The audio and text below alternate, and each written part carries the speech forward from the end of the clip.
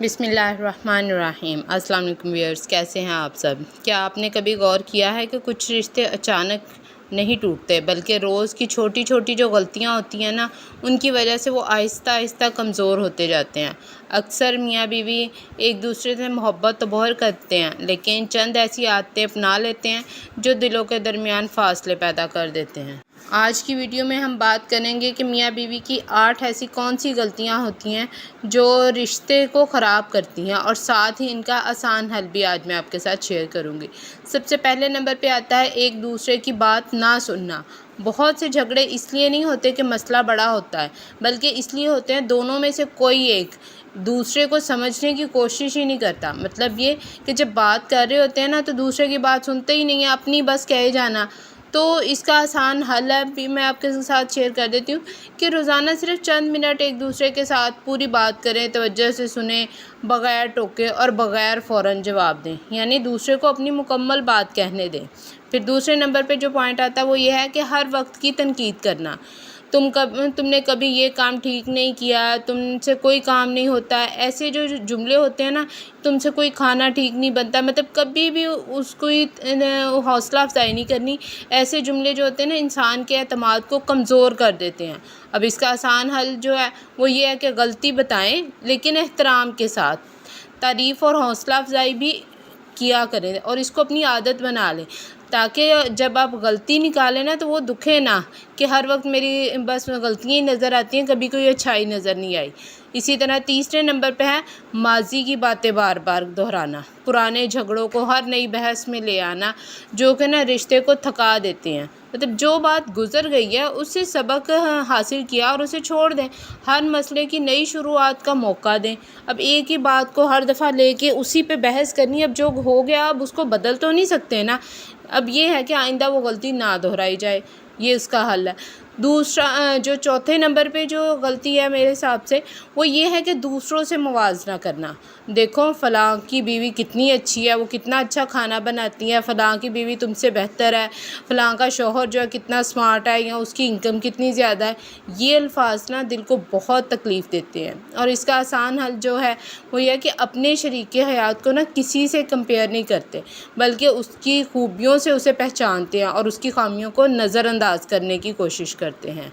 پانچواں جو ہوتا ہے نا پوائنٹ وہ یہ ہوتا ہے کہ مصروف زندگی میں نا انسان ایک دوسرے کو وقت ہی نہیں دے پاتا، یعنی کہ اکثر میاں بیوی ایک ہی گھر میں رہتے ہیں، آپ نے بھی دیکھا ہوگا، آپ کے ساتھ بھی ہو رہا ہوتا، لیکن ایک دوسرے کے لیے وقت ہی نہیں ملتا۔ میاں صبح آفس گئے ہیں، بیگم بھاگم بھاگ ناشتہ بنا رہی ہے، دوپہر کا کھانا کچن میں، لیکن ایک دوسرے کے لیے وقت، ایک دوسرے کو سننے کے لیے، اس کا مسئلہ بات کرنے کے لیے، گھر میں کیا ہوا، جو روز کی چھوٹی موٹی ڈسکشن بھی ہوتی ہے نا وہ بھی کرنے کا ٹائم نہیں ملتا، بس بھاگم بھاگ پڑی ہوتی ہے۔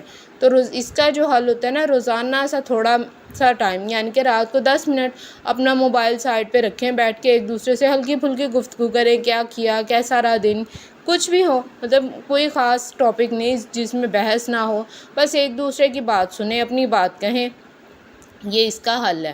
اب اسی طرح چھٹے نمبر پہ جو آتی ہے نا بات وہ یہ ہے غصے میں سخت الفاظ استعمال کرنا۔ بعض اوقات انسان ایسا ہوتا ہے کہ غصہ صرف چند منٹ کا ہوتا ہے، لیکن غصے میں الفاظ جو ہے نا وہ بغیر سوچے سمجھے اور اتنے سخت استعمال کر دینے ہیں جو کہ آپ کے وہ کیا کہتے ہیں نا سر سے لے کے پاؤں تک آگ لگا دیتے ہیں، اور ساری عمر نہیں بھولتے کہ غصے میں مجھے فلاں نے فلاں بات کہی تھی۔ تو غصے کے وقت بحث کرنے کی بجائے کچھ دیر خاموش رہیں اور پھر سکون سے بات کریں، یہ اس بات کا حل ہے۔ غصے میں نا کم زیادہ بولنے کی ضرورت نہیں، بلکہ کوشش کریں کم سے کم بولیں۔ اسی طرح 7ویں نمبر پہ آ جاتا ہے شک اور بد اعتمادی۔ اب کسی بھی رشتے میں بلا وجہ کا جب شک آ جاتا ہے نا تو رشتے کی جڑیں کمزور کر دیتا ہے۔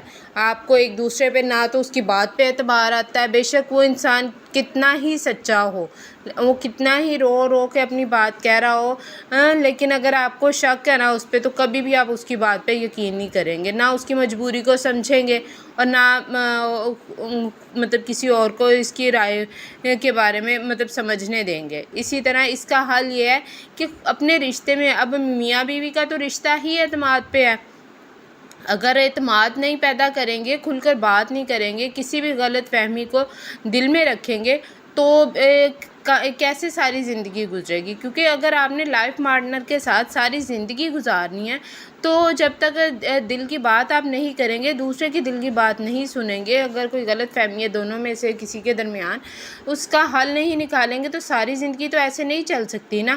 پھر اسی طرح 8ویں نمبر پہ آ جاتا ہے ایک دوسرے کی قدر نہیں کرنا۔